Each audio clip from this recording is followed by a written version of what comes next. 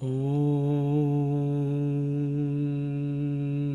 Gyantimidandasya Gyananjana Chalakaya Chakshurun Militam Jena Tasmai Sri Gurave Namaha. Nama Om Vishnu Padaya Krishna Prishtaya Bhutale Srimate Bhaktivedanta Swami Niti Namine. Namaste Saraswati Deve Gauravani Pracharine Nirvishesha Shunyavadi Pastyate Shatarine Vanshakalpatarubhyascha kripa sindhubhya eva cha patitanam bhavanebhyo Vaishnavebhyo namo namaha. Sri Krishna Chaitanya Prabhu Nityananda Sri Advaita Gadadhara Shivasadi Gaur Bhakta Vrinda. Hare Krishna Krishna Krishna Hare Hare Hare Rama Rama Rama Hare Hare.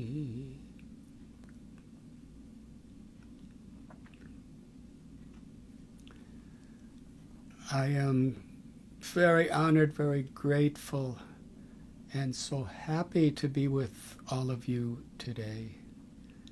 International Yoga Day. Today is the 5th anniversary of the Govardhan School of Yoga. I begin by offering my very heartfelt love and gratitude to Anmol and Arti and Priya Chaitanya. They have tirelessly, in a spirit of such wisdom and compassion, established this Govardhan School of Yoga and have touched the hearts in a very deep and meaningful way of thousands of people. Yoga is a Sanskrit word which means to reconnect, to reunite, essentially to reawaken, to harmonize the body, the mind, with the heart, and with the true essence of who we are, our very living force, the soul, or Atma. To harmonize the Atma with the Paramatma, with the Supreme Source, the source of everything that exists. Some call God, some call Rama, Krishna, Allah, Jehovah. That Supreme Source has many names. When we are harmonized through love, through devotion, then we naturally can experience the natural harmony we have with all of nature, with the trees and the plants and the sun and the moon and the sky, and with all living beings of all species of life. When we recognize the sacredness of who we truly are, an eternal child of the all-beautiful, supremely loving and kind person, then we can recognize the inherent beauty of the spirit, the living force, wherever there's life. And then our greatest aspiration is to live in a spirit of compassion. This is the school of yoga. It's a journey within, or we can say a journey to our true life. The process of yoga, according to the yoga scriptures, takes us on this journey through various stages of consciousness or awareness, from Annamaya to Pranamaya to Manomaya or Jnanamaya to Vijnanamaya and ultimately to Anandamaya.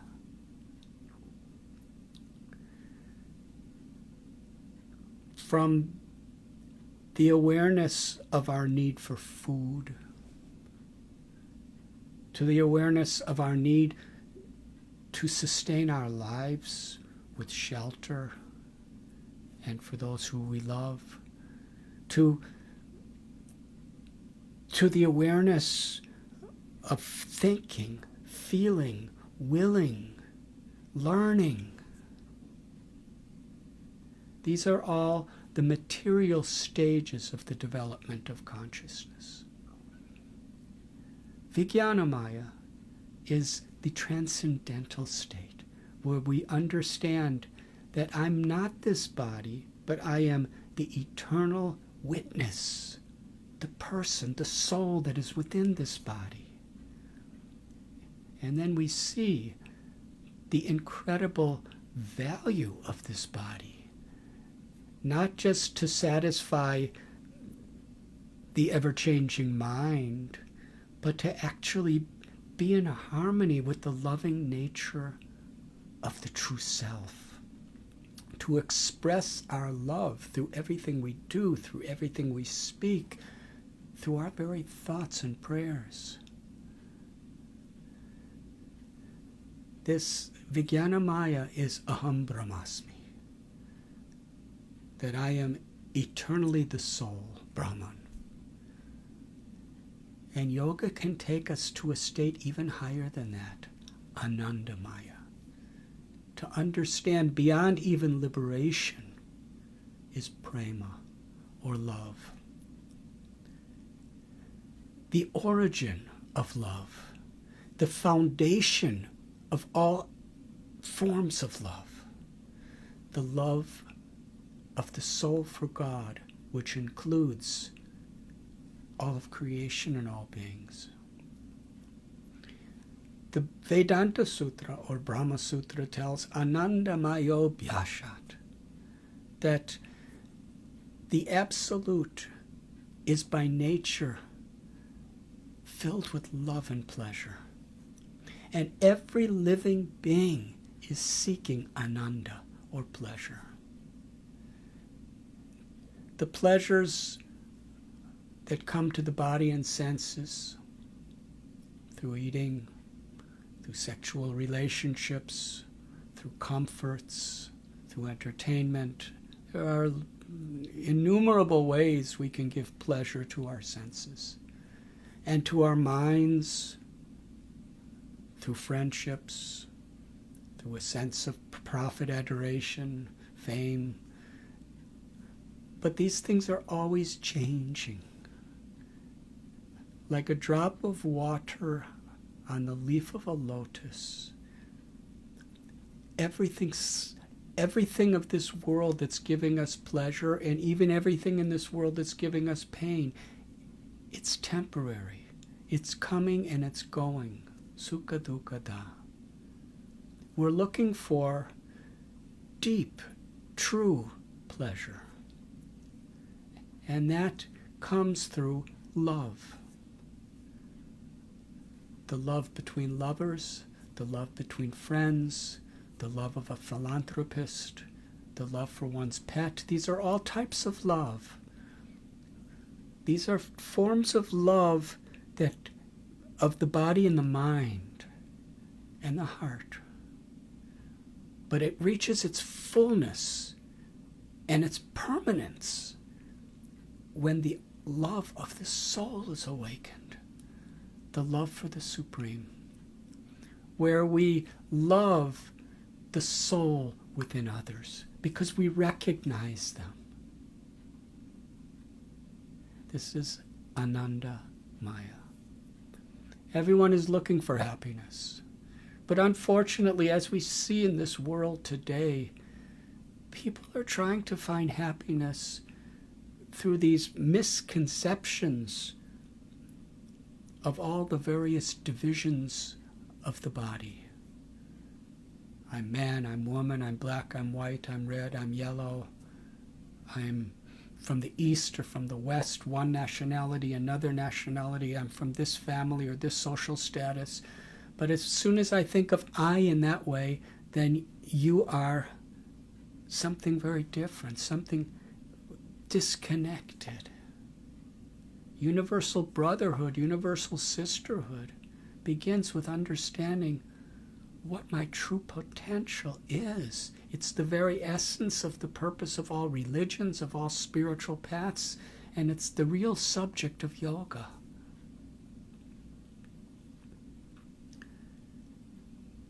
To understand unity in diversity, to understand the true nature of compassion.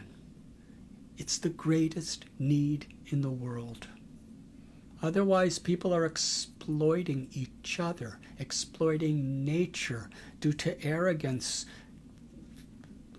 People have an obsessive need to prove to themselves and others that I am superior to you or we are superior to someone else.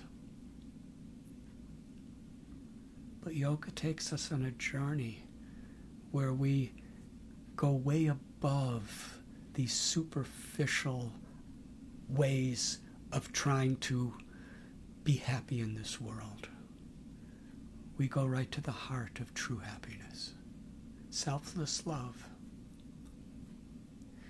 Now, in these various states of consciousness on the journey of life, the yoga process helps us so that our body becomes healthy, our mind becomes content, peaceful, and even if the mind is in a very competitive, stressful condition, the mind remains very stable, very peaceful. The example is given in Bhagavad Gita, apuryamanam achala pratishtam, that just when there's a large body of water like an ocean, then little things that come, like a rainstorm, do not really affect its fullness. But a little puddle, if there's a drought, it dries up completely. And if there's a rainstorm, it's very turbulent. So the more our happiness is within, it's full. We can compete. We can deal with all the dualities and the stresses that are inevitable in this world from a deeper place, from a higher place, from a place of inner satisfaction, inner peace, where there is a divine, loving purpose. Brahma bhuta prasanatmana sochati nakangshati samasarveshu bhuteshu matbhaktim labhate param. The Gita tells that real peace is when we reach this state of Brahma bhuta, when we understand that I am spiritual, I am the loving part of the Supreme. In that state, nasochati nakangshati, we're no longer disturbed or distracted by the dualities of life. Pleasure, pain, honor, dishonor, happiness, distress, health, disease, birth, death, And we try to solve the problems that are there within this world, but we're doing it from a place of love and compassion and peace. In such a state, we see everyone in such a way that we're really trying to be their friend, their well-wisher. Then we want to serve. Our greatest treasure in life is the opportunity to serve. And there are many ways of serving, various levels, to serve the body, to serve the mind of others through encouragement, through kindness, through various acts of charity.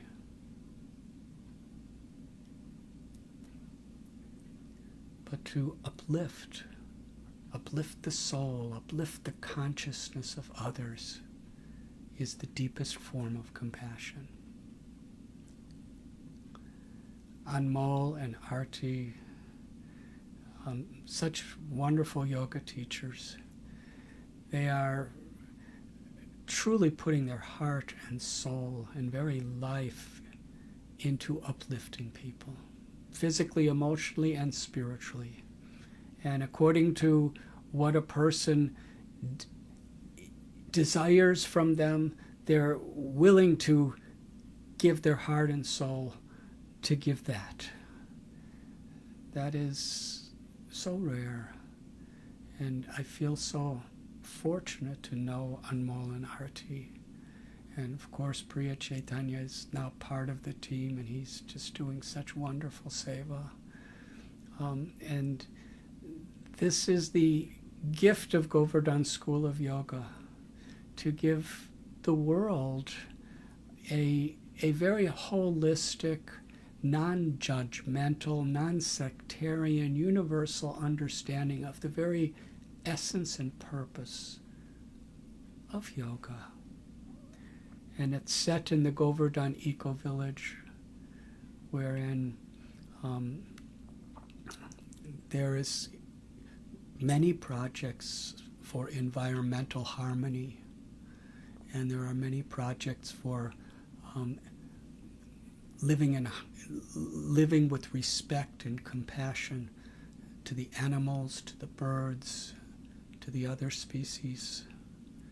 And various sciences and technologies of these harmonious natural ways of living are being shared with many of the local villages, with people of the city of Mumbai, with people of the state of Maharashtra. People are now coming from all over India and even all over the world. There's Ayurveda school and Ayurveda hospital there, and there's ashram, and Govardhan School of Yoga is so much the heart of Govardhan Eco-Village. And I want to thank everyone who is helping to make Govardhan School of Yoga such a truly wonderful and such a truly generous and compassionate project. And I'd like to thank all of you for opening your minds and your hearts to take interest. I thank you, and at this time, with all my heart, I sincerely pray for your health, for your safety, and for divine blessings to shower upon you and all of your families. Thank you so very much.